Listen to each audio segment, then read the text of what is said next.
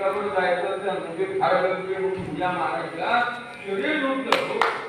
पण मन बुद्ध होता महत्वाचं आहे मला तीर्थयात्रा काया दुवे पाक कब होऊन मन पाक मन जर शुद्ध झालं नाही आतल्या वासना जर केल्या नाही काय त्या तीर्थयात्रेचं विठ्ठलपंत निघाले पायी तीर्थयात्रा चालले नामस्मरण चाललंय आणि पहिले गेले द्वारकेला द्वारका बघितली सुधामणी बघितली